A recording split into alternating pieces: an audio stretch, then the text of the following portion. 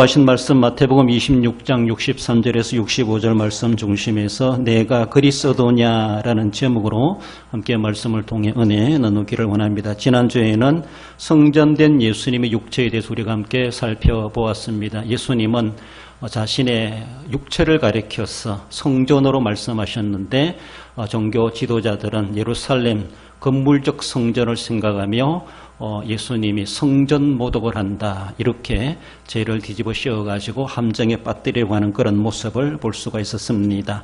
예수님의 가르침 그 영적 진리에 대해서 무지했던 종교 지도자들, 정말로 그들은 무지했을 뿐만 아니라 진리를 제대로 믿지 못하는 불신자나 다를 바가 없는 그런 모양이 아니었나라고 볼 수 있습니다. 그 속에 담겨져 있는 참 진리가 무엇인가를 알고 백성들의 그것을 바르게 해석하고 가르쳐야 될 그런 지도자임에도 불구하고 그는 너무나도 문자적이고 육신적이고 물질적이고 현세적인 것으로만 그들이 하나님의 나라를, 하나님의 교회를 그렇게 허울 좋게 섬겨갔던 그들이 아닌가라고 볼 수 있습니다. 주님 앞에 많은 책망도 받게 됐는 그들의 모함 속에 십자가를 앞두고 있는 예수님, 오늘 본문에서도 그래서 예수님의 신문은 계속되고 있는 그런 현장의 모습을 보여줍니다. 오늘 본문에서 대제사장이 예수님께 하나님께 맹세하면서 말해보라라고 하면서 그렇게 말하고 있습니다. 하나님 앞에 맹세한다. 하나님께 맹세한다고 하는 상당히 절대시하는 그런 말이라고 볼 수 있습니다. 우리 하나님의 이름을 두고 하나님 그리고 앞에 맹세한다고 하는 것은 함부로 할 일이 결코 아닙니다. 거기에 대해서는 책임을 져야 되죠. 서약하고 서은하는 것도 그만 무게가 있는데 맹세한다고 하는 것은 우리가 정말로 맹세해놓고도 감당하지 못하는 연약한 자일 수밖에 없는데 그래서 함부로 맹세하지 말라라고도 가르치고 있는데 오늘 본문의 대제사장은 얼마나 자기 스스로는 답답했는지 그리고 확실한 증거를 잡아내기 위해서라도 하나님 앞에 맹세하기를 그렇게 맹세한다는 그런 그것을 서론적으로 이야기하며 맹세해보라. 네가 정말 그리스도냐라고 하며 묻고 있는 그런 내용을 말씀합니다. 지금 우리는 이미 다 예수님을 나의 구주 나의 하나님 영접하여 믿는 성도라면은 우리는 하나님 앞에 이미 맹세한 자들이나 다를 바가 없다라고 말할 수 있습니다. 어떤 맹세입니까? 나는 절대로 예수님을 버리지 않겠습니다. 나는 진리를 선포하는 자, 진리를 말하는 자가 되겠습니다. 진리를 거짓되게 이야기하는 자 되지 않겠습니다.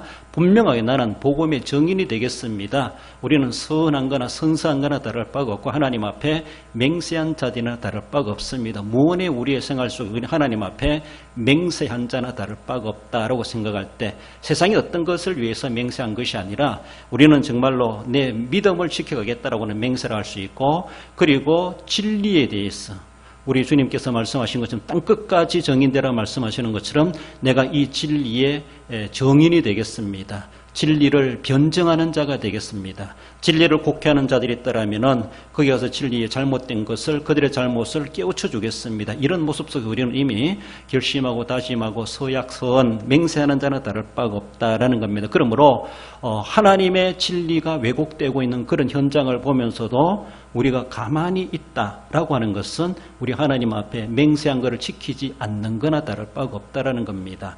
그러므로 교회가 세상으로부터 위협을 받고 우리 신앙의 진리가 위협을 받는 사탄의 공작이라 할 수가 있죠. 여러 가지 이런저런 모양으로 우리에게 도전해오는 그런 모습을 보면서 우리가 그것을 제대로 막아내지 못하고 진리를 지켜내지 못하고 진리를 전하지 못하고 진리가 왜곡되고 있는데도 그것을 변증하거나 수정하지 못하고 그것을 바르게 선포해 주지 못한다면은 우리는 믿는 자로서 이미 하나님 앞에 맹세하는 자나 다를 바가 없는데 그 맹세를 못 지키는 자나 다를 바가 없다. 이렇게도 볼 수가 있습니다. 그러므로 우리는 절대 진리에 대해서 우리는 선포해야 되고 절대 진리에 대해서 우리는 정인이 돼야 되고 정명해 보여줄 수 있는 우리의 모습이 돼야 됩니다. 오늘 본문에서 예수님도 그 문제만큼은 절대로 침묵하지 아니하시고 말씀하시면서 그렇게 대항해 가시는 것을 볼 수가 있습니다. 오늘 본문으로 돌아와서 내가 그리스도냐라는 자에 주시는 말씀, 먼저는 침묵을 깨신 주님을 살펴봅니다. 64절에 예수께서 이르시되 내가 말하였느니라. 여러 거짓 증인들을 들이대면서 예수님을 죽음의 함정에 빠뜨리려고 온갖 증거를 찾고자 했지만은 사실 그들 스스로 본다 할지라도 그 거짓 증인들의 증언이 제대로 탐탁지가 않았고 저거 가지고는 쉽지 않다 이렇게 그들도 생각하지 않았겠는가. 들어가서는 성전 모독죄까지도 뒤집어 씌워가지고 예수님을 죽이려고 했지만은 그것도 사실은 대제사장이 볼 때는 그렇게 만족하지 않은 것이 아닌가 그렇게 여겨집니다. 이런 모습 속에서 대제사장이 정말로 분위기를 파악했는지 한 걸음 더 나아가지고 예수님 앞에 정말로 그 중심을 찌르는 그런 질문을 던지는 것을 볼 수가 있죠. 그리고 63절에 보면은 내가 하나님의 아들 그리스도인지 우리에게 말하라. 하나님 앞에 맹세로 말을 해보라는 겁니다. 내가 하나님의 아들 그리스도인지 우리에게 말해주라. 이거를 정말로 이 말을 대제사장이 예수님께 신문하면서 물었을 때 이거는 확실한 명분이 될 수 있는 증거가 되는 겁니다. 대제사장이 어쩌면은 예수님을 함정에 빠뜨리려고 유도 신문하는 거나 다를 바가 없었다라고 볼 수가 있죠. 이 순간에 그 소리를 들은 모든 공의원들이 정말로 잠잠해졌을 것이고 그리고 주목이 됐을 겁니다. 집중하고 있었을 겁니다. 과연 대제사장이 던진 질문에 대해서 예수님이 뭐라고 대답할까? 정말로 상당히 공포스러운 분위기로 그렇게 엄습되어지는 그 순간이다라고 볼 수가 있습니다. 모든 사람들이 예수님의 입에서 무슨 말이 나오는가? 무슨 말이 나올까? 어떤 발언이 나올까? 그들은 정말로 주목하고 관심을 가지고 있지 않았겠는가? 거기에 대해서 예수님 이미 다 알고 계셨다고 볼 수 있습니다. 대제사장이 예수님을 유도신문한다고 하는 것, 결정적인 증거를 잡아가지고 죽이려고 한다고 하는 것도 예수님은 다 알고 계셨습니다. 그래서 그렇게 묻는 질문에 대해서 예수님은 지금까지는 침묵이 오셨지만 이제는 이 질문에 대해서는 주님은 침묵하지 않으셨습니다. 거짓 증인들이 온갖 모함을 하고 예수님을 불리하게 만들기 위해서 온갖 거짓 증언을 했지만은 예수님은 침묵으로 대응해 가셨습니다. 그러나 대제사장의 물음에 대해서는 침묵할 수가 없으셨다라고 볼 수 있습니다.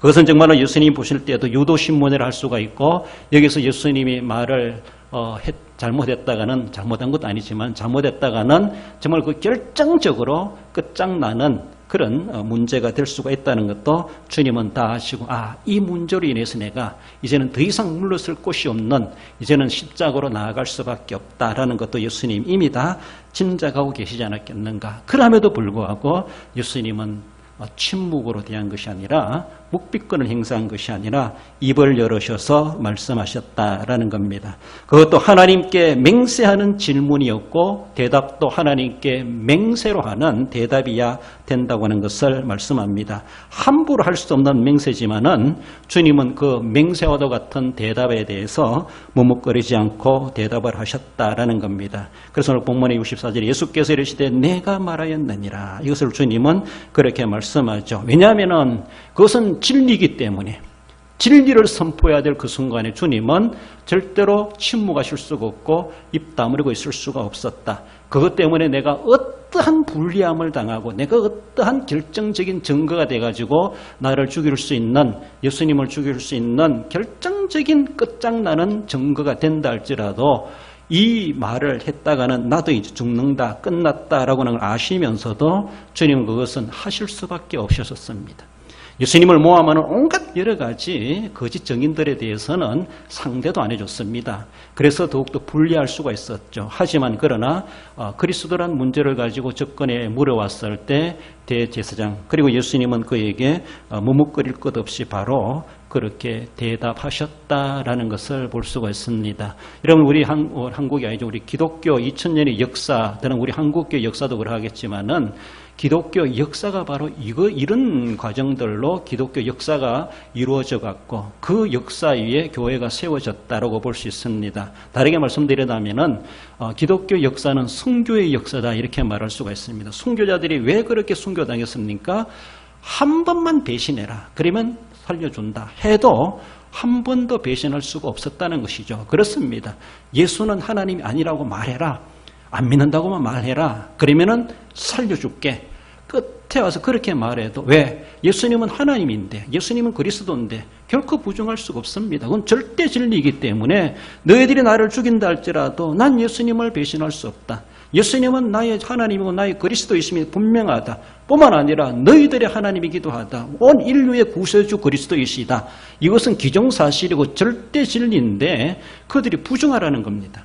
부정하면 나는 보호를 받을 수 있습니다. 나는 살아남을 수 있습니다. 그러나 부정할 수 없는 진리를 가지고 말하라고 했을 때에 그 고난받는 성도들은 절대로 그것을 부정할 수가 없는 것이죠. 왜? 부정할 수 없는 진리를 이야기하기 때문에. 진리적인 문제이기 때문에. 거짓 모함을 해가지고 한다라면은 이런저런 대꾸도 할 수 있고, 침묵도 할 수 있고, 그래 하겠지만, 그러나 진리를 왜곡시키는 이 사람들 앞에서는 진리를 위해서 내 목숨을 아깝게 여길 수가 없다고 하는 것.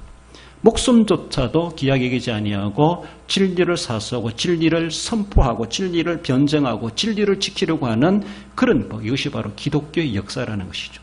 그래서 순교의 역사다 이렇게 말하죠. 그 순교자들의 피 흘림으로 해서 그들이 선포한 진리로 인하여서 이 땅에 하나님의 교회가 세워지고 오늘에까지도 그 교회가 개성되고 있고 그 정신을 이어받고 우리도 살아가야 되고 그 신앙의 토대에 우리의 신앙이 싹이 트고 커가고 우리도 그 후예로서의 교회사를 엮어가는 하나님의 사람들이다라는 것을 생각해 볼 때 막중한 사명의식이 있고 우리도 막중한 시대적 책임이 있다라는 겁니다. 그러므로 진리를 왜곡케 하고 진리를 부정케 하는 그 일에 대해서 우리는 내 목숨도 아낄 것 없이 내 몸도 아낄 것 없이 내 재산도 아낄 것 없이 그것을 지켜내기 위해서 변정하기 위해서 선포해내기 위해서 그래서 죽으면 죽으리라 이 작정을 해가면서 그렇게 나아갈 수 있어야 될 것입니다. 예수님이 그것을 이미 실제적으로 선두주자로서 본을 보여주지 않습니까? 진리를 왜곡케 하는 자들에 대해서 절대로 가만히 계시지 않는 우리 주님이심을 봅니다.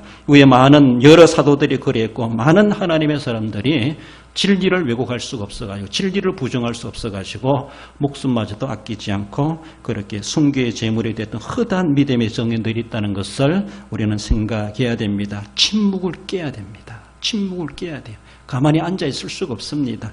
때로는 교회 안에서 해야 되지만 때로는 교회 밖으로 나가야 될 일들도 있을 수가 있다는 것을 우리는 결코 감안할 수 있어야 됩니다. 주님이 누구신지 하나님께서 자기 안에 자기를 통해서 무엇을 나타내시고자 하시는지 내가 어떤 존재인가 자기를 드러내기 위한 것이 아니라 이 땅에 나를 보내신 하나님 아버지께서 나를 통해서 무엇을 나타내시고자 하시는가 그에 대해서 예수님이 자기 안전을 위해서 자기 몸살이기 위해서 거부할 수가 없었고 말하지 않을 수가 없었다는 것이죠. 말 안 하면 편할 수 있습니다. 말 안 하면 모면할 수가 있습니다. 그러나 아버지께서 나를 통해서 이 지상에 보내시고 이 지상에서 나를 통해서 나타내시고자 하나님의 뜻이 계시다는 것을 분명히 간파하신 예수님이십니다. 거기에 대해서만큼은 결코 양보할 수가 없고 거기에 대해서는 결코 침묵하실 수가 없으셨던 우리 주님이십니다. 그 기회에 어떤 위기가 닥쳐온다 할지라도 선포해야 될 말씀을 선포하셔야만 했던 우리 주님이심을 말씀하십니다. 64절에 내가 말하였느니라 무슨 말입니까? 이것은 바로 당신이 질문한 질문이 바로 답이다 이 말입니다. 그 다르게 보면은 내가 바로 하나님의 아들 그리스도다 이 말입니다. 제 대신 그렇게 물었지 않습니까? 네가 하나님의 아들 그리스도냐 이렇게 물었을 때 당신이 말한 그대로입니다. 그겁니다. 그러니까 그 질문 속에 답이 있다. 그러니까 그 말이 질문이 틀린 것도 아니고 질문이 바로 답이다. 풀어서 말한다면 내가 바로 당신이 말한 그대로 하나님의 아들 그리스도들이 이 세상에 왔다. 그 말을 하시는 것이 64절에 내가 말하였느니라 그런 말입니다. 그러니까 이 말이 내가 말하였느니라 이렇게 대답했을 때 대제사장을 비롯한 모든 공의원들이 그 말이 무슨 말인지 다 알았습니다. 그러니까 더 이상 신문할 것도 없고 증거 잡을 것도 없고 이제는 끝난 것이다. 모두가 다 그렇게 여기게 되는 것을 볼 수가 있습니다. 예수님께서도 스스로가 내가 바로 하나님의 아들 그리스도다 자정하신 것이죠. 스스로 정인이 되신 것입니다. 스스로 자백하신 것입니다. 스스로 증거자로 나셨던 것입니다. 내가 바로 그리스도다. 사실 너희들이 믿든지 안 믿든지 사실이기 때문에 우리 주님은 그것을 말씀하지 않으실 수가 없으셨다라는 겁니다. 이것은 바로 예수님께서 이 땅에 우리를 위해서 구세주로 메시아를 보내주시겠다 하나님 약속하신 구약의 약속이 이렇게 지금 성취되고 있다라는 것을 현실을 보여주고 있습니다. 그들에게. 모든 유대 유대 하나님의 이스라엘 백성들에게 대표되는 그런 인물들이죠. 그들에게 내가 메시아다. 구약에 수백 년 동안 약속된 하나님 아버지 약속된 메시아다. 내가 바로 메시아다. 현장을 그들은 보고 있습니다. 현실을 보고 있습니다. 그것을 바로 이들은 이제는 그것을 자기들이 인정하고 받아들이고 백성들이 그것을 가르쳐야 되죠. 옛날에 선지자들이 먼저 계시받고 먼저 본 거, 먼저 안 거, 믿은 거를 세상 사람들한테 가서 알려주고 선포하고 가르치고 믿을 수 있도록 지도했던 것처럼 어쩌면은 하나님께서 그리스도들이 이 세상에 나타나셔서 그들에게 책임자들에게 몸으로 보여주시고 스스로 말씀으로 증거해 주셨습니다. 내가 바로 그다. 내가 바로 그다. 이것은 어떻게 보면 구약의 약속이 이미 이제는 성취되었다라는 것을 의미해 주고 있습니다. 더 이상 구약의 약속은 남아있지 않다. 예수 그리스도로 말미암아 구약의 모든 약속이 다 완성된다. 구약의 완성을 그렇게 보여주고 있습니다. 그러시면서 예수님께서 바로 내가 그리스도다. 구속의 주로 보내신 그리스도로 나를 믿어야 된다. 이런 말씀이죠. 그들의 묻는 질문에 그것으로 끝나지 아니하시고 예수님은 한 걸음 더 나아가셔서 사내들은 공회를 향하여서 경고하시는 말씀을 주시는 것이죠. 바로 그 64절입니다. 이후에 인자가 권능의 우편에 앉아 있는 것과 하늘 구름을 타고 오는 것을 너희가 보리라고 말씀하십니다. 지금 그리스도가 현실적으로 임하셨고 앞으로 미래에 어떻게 이 그리스도가 일을 행하실 것인가 세상 종말론적인 그런 모습에서도 이 일에 대해서 이루어지게 될 것에 대해서 그렇게 말씀하십니다. 여기에 대해서 묻지도 않았습니다. 묻지도 않았지만 주님께서는 이어서 말씀을 하실 수밖에 없으셨던 다 그리스도의 역할이고 그리스도의 행하시는 권세라고 하는 것을 보여주고 있습니다. 그렇습니다. 얼마나 귀한 진리의 말씀인가. 이것으로 인해서 주님은 침묵을 깨시고 하실 말씀을 하십니다. 그렇습니다.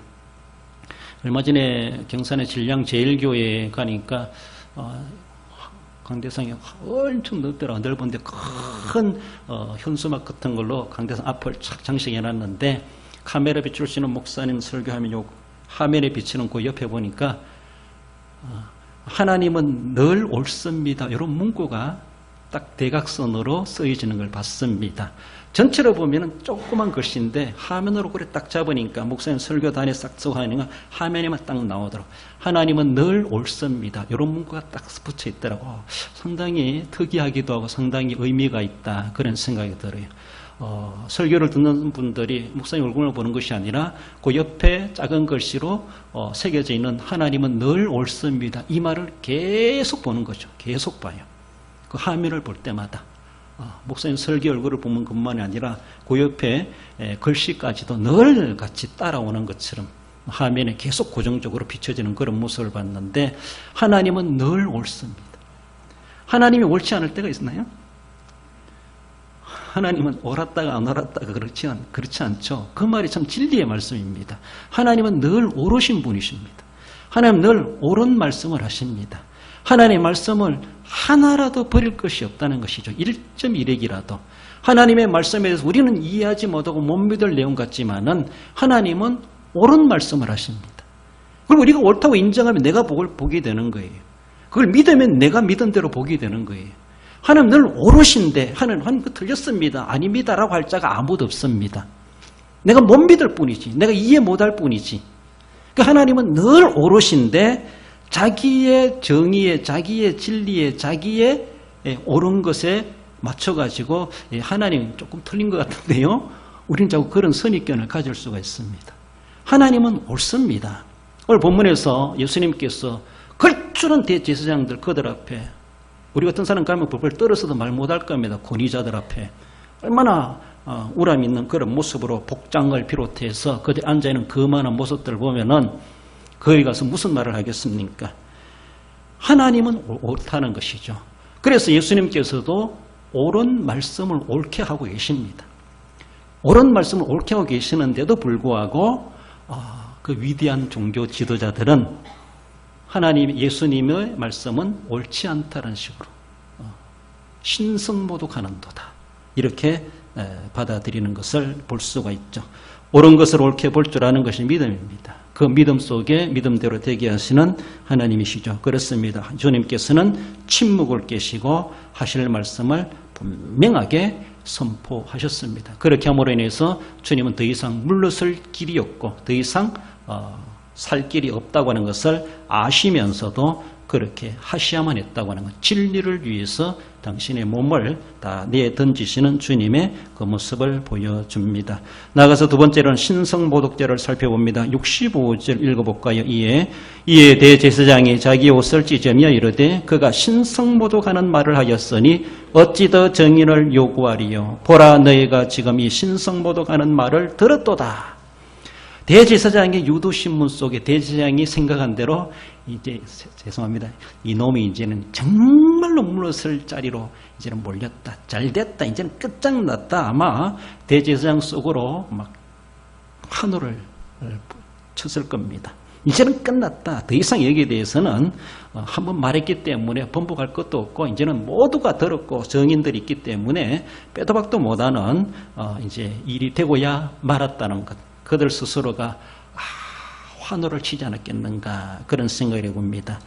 주님이 그리스도이시고 하나님의 권세를 위임받아서 하늘 구름을 타고 나중에 심판주로 오시겠다. 이 말씀까지 주님은 말씀하셨습니다. 그렇습니다. 하나님께서 그렇게 말씀하셨습니다. 구약에 만약에 어떤 선지자에게 하나님께서 나타나셔가지고 나는 그렇죠. 요수아에게 난 군대 장관이다. 하늘에서 보낸 군대 장관이다. 이렇게 말하죠. 하늘에서 보낸 자라 이렇게 말하죠. 그러니까 요수아가 무릎을 꿇지 않습니까? 선지자에게 하나님이 임하셔가지고 나는 그리스도다. 그리고 내가 이 세상을 심판하러 왔다. 라고 계시하신다면은 그 계시를 받은 선지자는 땅에 엎드릴 겁니다. 땅에 엎드릴 거예요. 하나님의 영광 앞에 고개를 쳐들 자가 누구 있겠습니까? 더욱이 하나님께서 내가 심판하러 왔다라고 했을 때에 더 벌벌벌 떨 수밖에 없죠. 하나님 왜 심판하십니까? 용서해 달라고 대신해서 기도하고 그렇지 않겠는가라고도 볼 수 있습니다. 구약의 선지자들은 정말로 그랬습니다. 그러나 하나님께서 그리스도로 직접 나타나셔가지고 환상도 아니라 말씀도 아니라 직접 육체의 옷을 입고 나타나셔가지고 내가 그리스도다. 그리고 내가 장차 심판주로 하늘 구름 타고 영광 가운데 임하게 될 것이다. 그때에 살아있는 사람은 다 보게 될 것이다. 하나님께서 정확한 계시의 말씀을 그들에게 주셨습니다. 주셔서 계시를 받았으면 받은 사람들은 그 앞에 엎드려야 되죠. 그러나 안 믿기 때문에 못 믿기 때문에 이놈이라고 하면서 대드는 그런 모습이 우리가 연상해 볼 수가 있습니다. 주님께 그렇게 말씀하셨었는데 그들은 신성모독죄를 외치면서 이제는 결정적인 증거를 얻었으니 더 이상 증거가 무엇을 요구하리요? 라고 하며 그만큼 신성모독죄라고 하는 것은 큰 죄입니다. 하나님을 모독하는 죄는 큰 죄입니다. 우리 레위기 24장 16절 읽어봅시다. 레위기 24장 16절 여호와의 이름을 모독하면 그를 반드시 죽일지니 온 회중이 돌로 그를 칠 것이니라. 고려민이든지 본통이든지 여호와의 이름을 모독하면 그를 죽일지니라. 십계명에서도 제3계명에 여호와 이름을 망령되이 부르지 말라. 그를 죄 없다 하지 아니하리라. 그런 말씀이 나오죠. 그렇습니다. 하나님의 이름을 모독하는 자 반드시 돌로 쳐 죽이라고 적결 처분하라고 그렇게 주님은 명령하고 계셨습니다. 신성모독죄가 얼마나 중한 죄인가를 보여주고 있습니다. 함부로 하나님 이름을 이용하면 안 된다는 것이죠. 망령되이 욕되게 하면 안 된다는 것. 하나님 이름 업신여기고 저주하면 안 된다는 겁니다. 그런 사실을 들었을 때 알았을 때 그냥 보고 지나가면 안 된다는 것이죠. 구약시대 같으면 바로 돌로 쳐 죽이는 것이 율법이고 살인도 아닙니다. 그거는 정당한 판결이고 정당한 하나님의 공의를 집행하는 것이기 때문에 그만큼 신성모독죄는 큰 죄이다. 그러니까 대제사장과 모든 공의원들이 이제 더 이상 증거가 필요 없다. 이 한 가지만 봐도 죽는 것은 기정사실이다.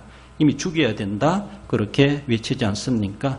우리가 조금 더 나아가서 바라볼 때는 출애굽기 22장 28절에 이런 말씀이 있어요. 너는 재판장을 모독하지 말며 백성의 지도자를 저주하지 말지니라. 이런 말씀도 있어요. 북쪽의 아하 왕이 나봇의 포도원을 가지고 싶어 했습니다.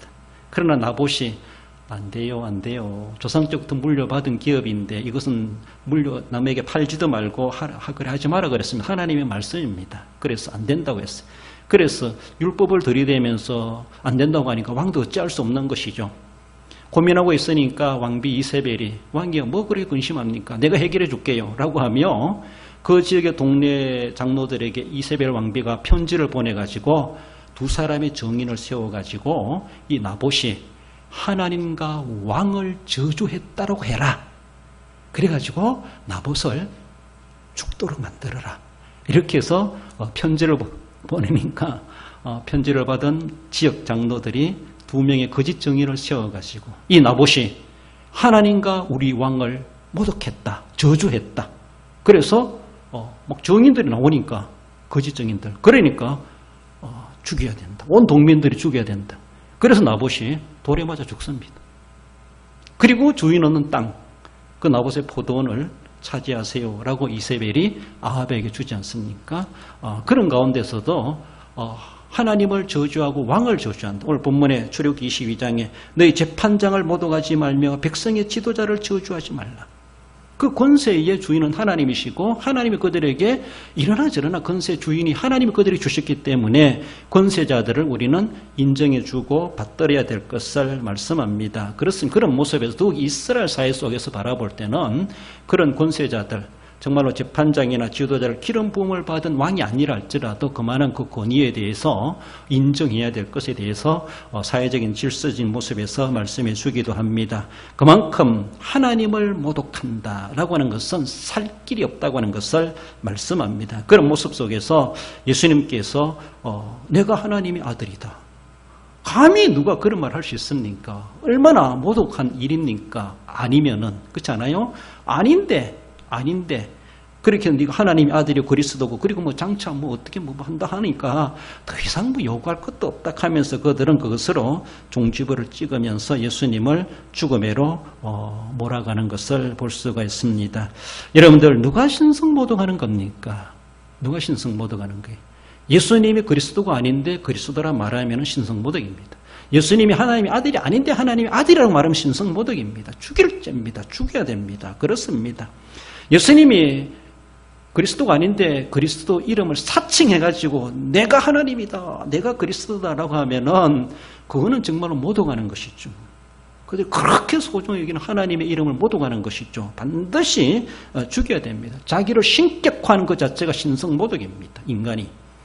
그런데 예수님은 결코 신성모독이 아니고 거짓말이 아닙니다. 저들이 모르고 못 믿기 때문에 그런 말을 하는 것이지 진짜 신성모독은 무엇입니까? 그리스도를 그리스도로 인정하지 않는 사람이 신성모독이. 하나님이 나타나셔서 내가 하나님이다 라고 하는데도 당신이 무슨 하나님이냐 이렇게 대꾸하는 것 자체가 얼마나 불경스러운 소리입니까? 하나님을 하나님으로 못 알아보는 것, 하나님을 하나님으로 경배하지 않는 것, 하나님 하나님으로 안 믿어주는 것, 안 믿는 것, 이건 하나님을 엄청나게 모독하는 행위입니다. 그렇다면은 로마서에서 모든 사람의 죄를 범하였으며 세상에 있는 모든 사람들이 하나님을 하나님을 인정하지 않았습니다. 그래서 모든 사람들이 죄액사은 사망이라 하나님 앞에 징계받고 저주받고 지옥 갈 모든 운명이 되어버린 것이죠. 그러나 하나님 그들을 다 죽일 수가 없어가지고 그리스도를 보내주겠다. 구약시대로 보면 양을 잡아가지고 속지 않은 방법을 가르쳐주고 예표적인 의식을 갖게 했죠. 그래서 예수님을 보내주시면서 믿는 자는 보고 믿는 자는 제사함 받고 영생을 얻으리라. 지옥 갈 자를 천국으로 옮겨가시는 그런 은혜의 길을 열어주셨습니다. 그것이 구약의 예언의 말씀이고 약속의 말씀이죠. 그 예수님이 오셔서 그것이 성취되고 이루어져 가고 있는데 실제적인 계시에 성취되고 있는 현장에 있는 장본인들은 실제적인 종교 지도자들은 하나님을 인정하지 않습니다. 그리스도를 그리스도로 인정하지 않습니다. 하나님의 아들을 하나님의 아들로 인정하지 않습니다. 이만큼 신성모독이 어디 있습니까? 얼마나 안타까운 모습입니까? 그래서 세상에는 모든 불신자들이 다 어쩌면은 신성모독죄를 지금 짓고 있는 겁니다. 왜? 하나님을 인정하지 않기 때문에, 하나님 앞에 무릎 꿇지 않기 때문에, 하나님으로 섬기지 않기 때문에 신성모독죄를 다 짓고 있어요. 이거는 죽을 죄입니다. 정말로 죽을 죄입니다. 하나님 앞에 빼도 박도 못하는 죽을 죄입니다. 우리도 옛날에 그랬습니다. 그러나 이제는 나중에 알고 배워보고 들어보고 알고 보면 우리가 얼마나 잘못됐다는 걸 알고 하나님 내가 주님 앞에 이렇게 모르고 살았습니다. 회개하니까 하나님은 없는 것처럼 다 깨끗하게 씻어주시고 우리가 하나님의 자녀로 하나님을 인정하며 살아가고 있지 않습니까? 이렇게 돼야 되는데 당대 종교 지도자들은 그렇지를 못했다라는 겁니다. 저는 역사 드라마를 종종 보는데 이산이 누구예요? 조선 왕조 22대 정조대왕이죠. 정조가 왕이 돼가지고 한 번은 시내 거리 미행을 나갔습니다. 거기 가서 정약용이라는 사람을 만나요. 유명한 사람이죠, 나중에. 그때는 뭐 과거도 안 본 사람이고 하나의 선비랄까요? 선달이랄까 그런 위주인데 정약용을 만났습니다. 그래서 이야기하다 보니 뭔가 좀 다르거든 애가. 정조가 들어보니까 정조도 일반 평복을 입고 가가지고 이야기해보니 젊은 친구가 상당히 뭔가 달라요. 그래서 이야기하면서 내가 이 나라의 임금이다 이러니까 정약용이가 당신이 임금이면 난 영의정이다 이랬어요. 그리고 이제 과거 시험을 보는 날이 있었어. 과거 시험을 보는데 정약용이가 장언을 해요. 장언급제를 해요. 그래서 학교 간 사람들을 이제 왕이 치하기 위해서 왔습니다. 쭉 서 있는 걸 보고 왕은 이미 정약용이 왔다는 걸 다 보고 알고 있죠. 그리고 왕이 온다는 거기 푹 서 있는 수험생들, 합격자들 앞에 가가지고 장언급제한 정약용에게 그대는 영의정인데 왜 과거 시험을 보러 왔노? 이러니까 영의정이라니요 하면 거기 딱 들으니까 그저께 동네에서 봤던 사람이거든. 아이고 전하 내가 죽을 죄를 지었습니다 라고 하며 땅에 엎드려. 바로 그거예요. 저는 몰라서 그랬지만은 알게 되면은 엎드려야 되죠. 제가 모르고 그랬지만 내가 몰라본 그 죄에 대해서 우리는 책임을 질 줄 알아야 되죠. 그렇지만은 뭐 정조대왕이 그걸 탓하는 것은 아니었죠. 내가 임금이다 해도 안 믿어주는 거예요. 실제적으로 궁궐에 와서 만나니까 그게는 아이고 난 죽었다, 죽을 죄를 지었습니다 라고 하며 정약용이가 엎드리지 않습니까? 그래서 정조와 함께 조선을 아름답게 만드는 그런 큰 일을 했던 신하 중에 한 사람입니다. 그렇게 돼야 되죠. 우리 주님께서 이 대제사장들과 사람들에게 사실을 공개해주고 알려줬는데도 당신이 무슨 그리스도냐, 네가 왕이면 난 영의정이다 이렇게 하는 것처럼 진리에 대해서 믿어주지 않는 모습, 흠모할 만한 것이 없고 볼품 없다고 해서 그리스도로 인정되지 않는 겁니까? 어떻게 와야지 그리스도라고 믿어줄 수 있겠습니까? 하나님의 말씀에 대해서 1.1핵도 틀린 것이 없는데 다 옳은 말씀인데 그를 믿음으로 받았다면 그들이 얼마나 큰 복을 받았겠는가라는 것을 볼 수가 있죠. 여러분들 이렇게 그 모든 공의원들이 정인이 돼가지고 이제는 빼도 박도 못하게 예수는 죽었다라고 그들은 판결을 내리지 않습니까?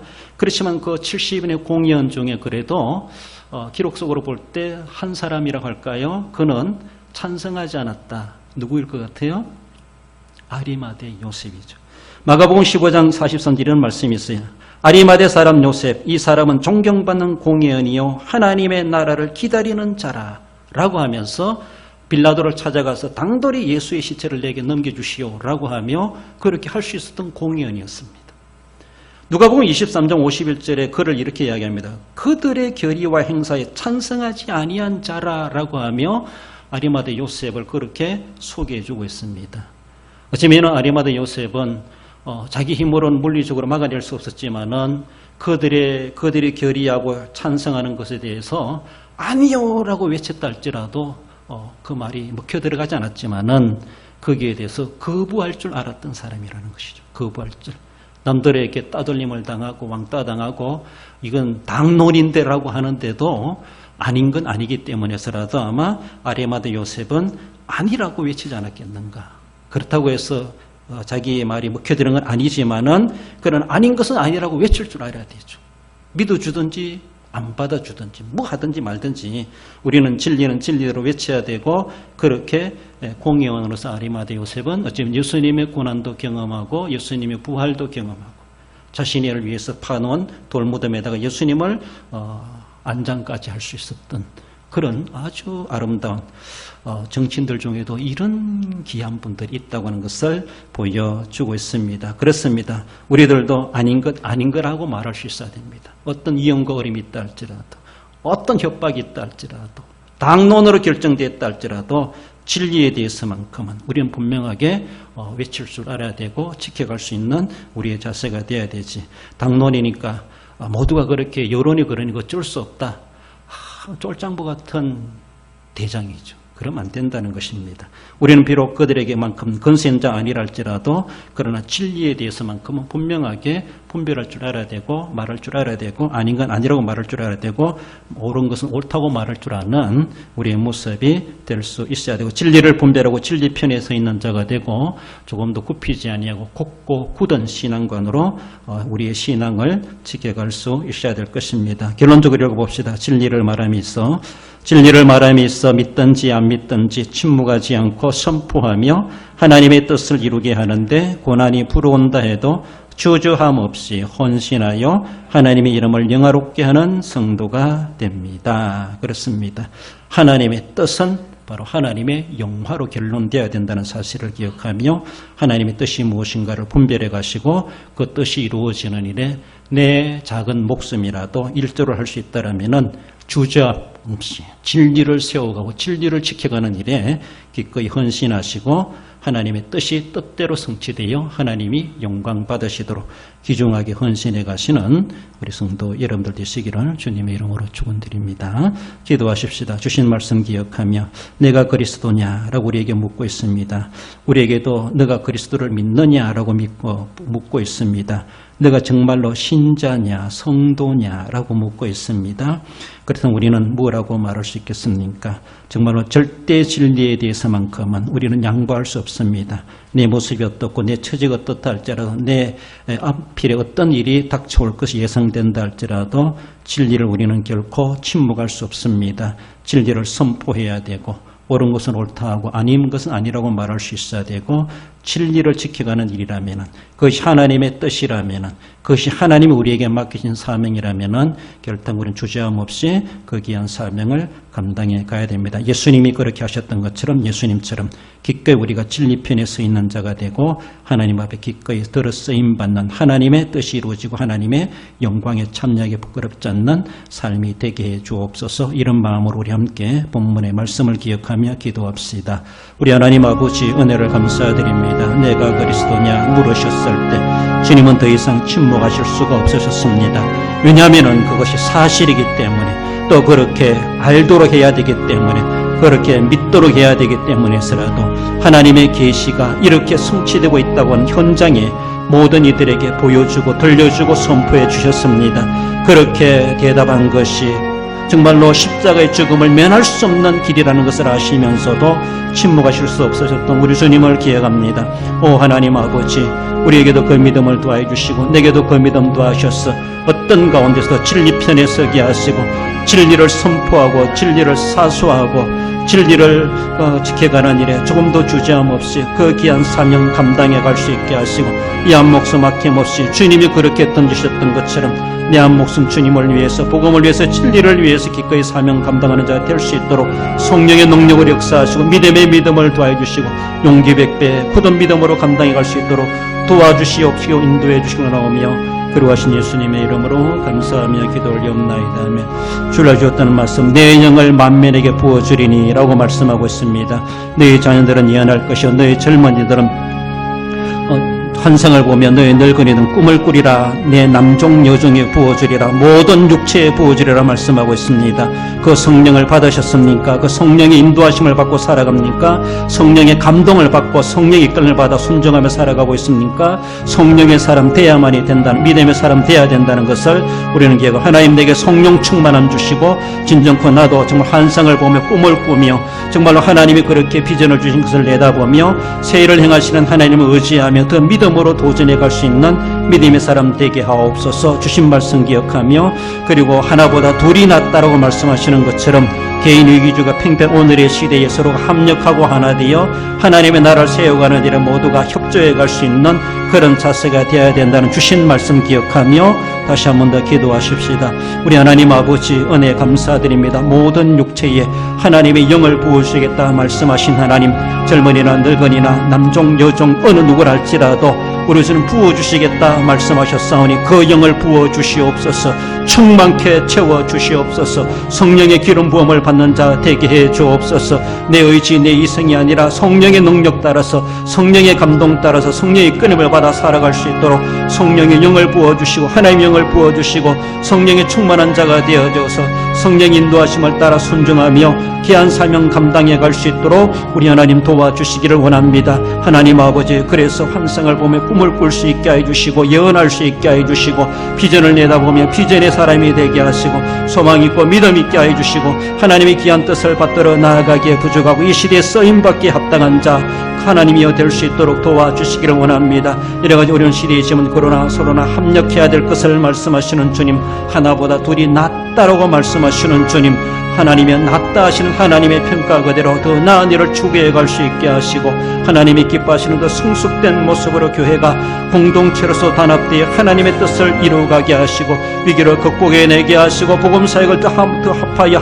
더 합력하여 감당해 갈 수 있는 우리들이 될 수 있도록 믿음의 믿음을 도와주시고 성령께서 역사하시고 여러가지 어린 역경과 환경들도 극복해낼 수 있도록 우리 하나님께서 조성하시고 섭리해 주시기를 원하오며 그러하신 예수님의 이름으로 감사하며 기도 올리옵나이다.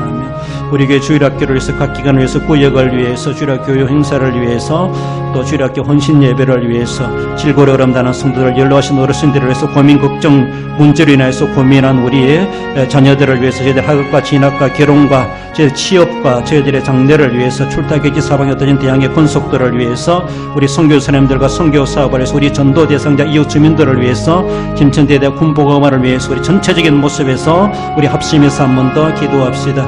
우리 하나님 아버지, 우리 교회에 여러 기관과 구역을 세우시고 주일학교를 세워주심을 감사드립니다. 부서기관 구역 주일학교가 든든히 서게 하시고 세우신 목적대로 귀한 책임과 사명을 감당해 갈 수 있고 발전해 가게 하시고 모이기를 힘쓰게 하시고 여러 여건들을 극복해내게 하시고 하나님 아버지 많은 인원들 보내주셔서 인적 자원이 풍성하여 주님의 교회를 지켜갈 수 있는 저희들 될 수 있도록 우리 하나님 도와주시기를 원합니다. 발전해가는 우리 주일학교와 기관들이 되게 해 주옵소서. 우리 성도를 질다고 연약하여 어려운 가운데 있습니다. 위로하시고 치료하시고 낫게 하시고 강건케 해주시기를 원합니다. 병원에 입원한 성도를 영원히 성도를 위로하시고 고쳐주옵소서. 하나님의 건강 주시기를 원합니다. 교회 가는 모든 선교사 이웃주민 복음화 전도사업에 복을 허락하여 주시고 선교사님들 안전하게 하시고 어려운 가운데서 귀한 사명 감당하게 해 주옵소서. 우리의 전도 대상자 한 영혼들을 주님께로 인도해내길 원하오니 하나님이여 구원하여 주옵소서. 구원에 받는 자들이 뿔을 물어 이 자리로 채워지게 하여 주시옵소서. 우리의 귀한 사명 신실히 감당해낼 수 있도록 도와주시기를 원합니다. 교회가 오되는 모든 선한 사업이 함께하시고 주일학교 교회 행사에 함께하여 주시고 출타객지 사방했던 우리의 대항의 권속들 안전하게 하여 주시고 김천대의 군복음화를 기억하여 주시고 하나님의 귀한 뜻을 이루어 주시옵소서. 성도들이 여러가지 일들 피하고 강구하는 모든 일들마다 선하고 아름다고 풍성하게 이루어 주시기를 원하오며 그러하신 예수님의 이름으로 감사하며 기도 올려옵나이다.